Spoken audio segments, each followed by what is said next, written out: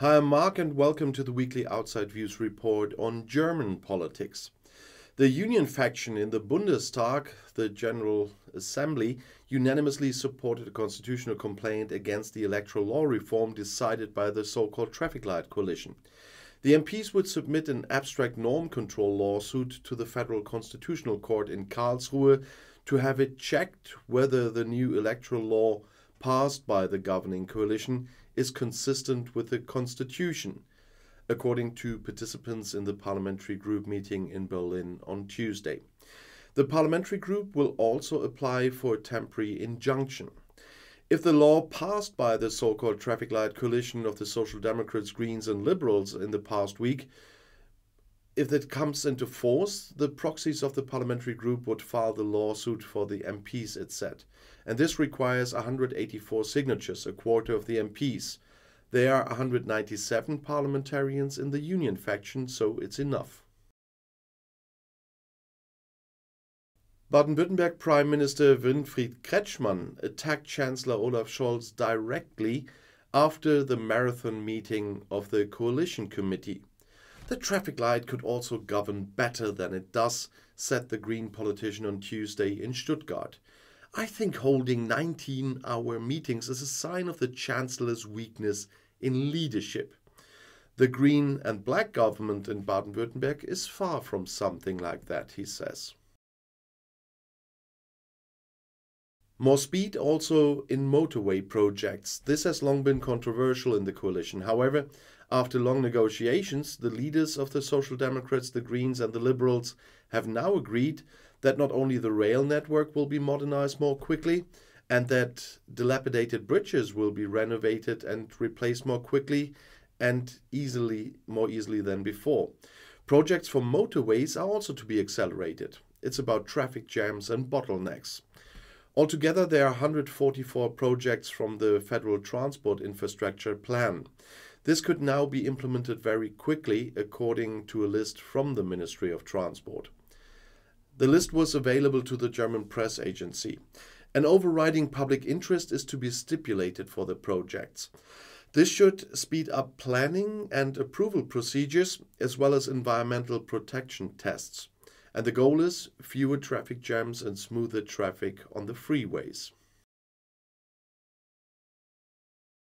The German Association of Judges expects a new flood of lawsuits in the diesel emissions scandal.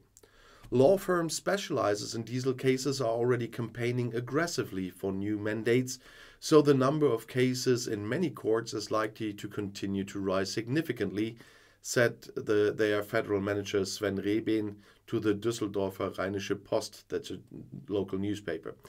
According to the report, the 24 higher regional courts alone recorded more than 28,500 procedures last year. During his state visit to Berlin, Kenyan President William Ruto announced closer cooperation with Germany on climate policy. At a joint press conference with Chancellor Olaf Scholz in the Chancellery on Tuesday, Ruto said that he wanted to rely on German technologies when expanding renewable energies. I am pleased that Kenya and Germany have similar ideas in terms of strategy to combat climate change, said Ruto. Like Germany, Kenya is considered a pioneer of the energy transition. More than 3/4 of Kenya's energy already comes from renewable sources. And Olaf Scholz described Kenya as a real climate champion. In addition, Scholz promised Kenyan companies easier access to the EU internal market.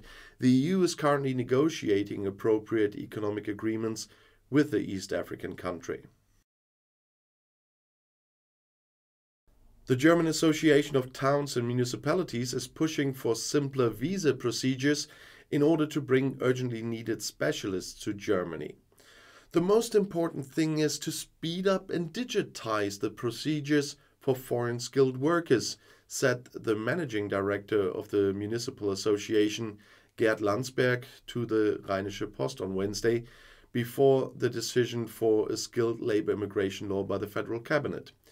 If a computer scientist from Pakistan or India has to wait months before he can get an appointment at the consulate for a visa, he will choose another country if in doubt, warned Landsberg. However, an overall strategy to remedy the shortage of skilled workers also includes increased activation of domestic potential, he emphasized. He included measures to reduce the number of school dropouts and better nationwide childcare. The German Farmers Association criticizes a program planned by the Ministry of the Environment for natural climate protection. It does not offer the farms, apart from the use of mowers, any meaningful measures or only those whose climate value is questionable, said Farmer President Joachim Ruckwied to the German press agency. The action program must also offer us farmers business models for natural climate protection. This is the only way for agriculture to combine competitiveness and climate protection, he says. When implementing the action program, solution would have to be worked out together with the farmers and not against them. The referendum for more ambitious climate goals in Berlin has failed. The state returning authority announced on Sunday evening, shortly before the end of the count, that the required minimum number of yes votes could no longer be reached.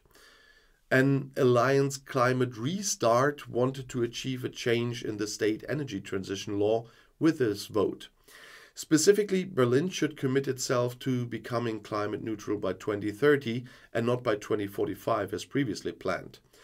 After counting around 98% of the votes, the supporters were just ahead of the opponents of such a change in the law. However, this was only one requirement for a successful referendum.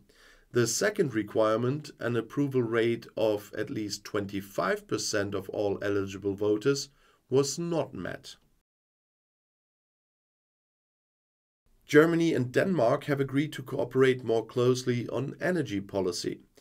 The main focus is on building a hydrogen infrastructure. German Economics Minister Robert Habeck from the Greens signed a corresponding declaration on Friday in Copenhagen, together with Danish Climate Minister Lars Aagaard. The aim is to build a hydrogen pipeline from western Denmark to Schleswig-Holstein by 2028. Friedrich Merz, the leader of the Christian Democrats, has again spoken out clearly against the shutdown of German nuclear power plants. It has nothing to do with rationality, it's ideology, said the CDU chairman and Union parliamentary group leader in the Bundestag on Friday at a discussion round of the editorial network Germany. Keeping the 4 other power plants running is a matter of common sense, he says. From the point of view of the new Inspector General Carsten Breuer, a comprehensive rethink is needed to make the Bundeswehr fit for national and alliance defense. In the Bundeswehr, many officers and non-commissioned officers were used to dismantling the troops, downsizing structures, or even dissolving them in parts. That's what Breuer told the magazine Spiegel on Thursday. It's a generation of downsizing, and it has to rethink now. The structure of the Bundeswehr is also largely geared towards international crisis management, said the Lieutenant General. However, the calculability over time that goes with foreign assignments is over. Now we need constant readiness, he says. The troops should have been geared towards this after the Russian annexation of Crimea in 2014 already. Against the background of the special fund of 100 billion euros, structures would have to be streamlined and processes accelerated, said Breuer. He made it clear that the focus on national and alliance defense requires changes not only in the Bundeswehr, but also in the Ministry of Defense. Foreign Minister Annalena Baerbock has urged North Macedonia to quickly remove the hurdles to continuing the EU accession process. The constitutional amendment required for this in favor of the Bulgarian minority must not become a political bone of contention in the competition for popularity ratings in polls or in the competition over which party could ultimately come out on top in the elections, said the politician on Thursday after a meeting with a Macedonian colleague, Buja Osmani, in the capital Skopje. In North Macedonia, new elections are scheduled to take place in 2024.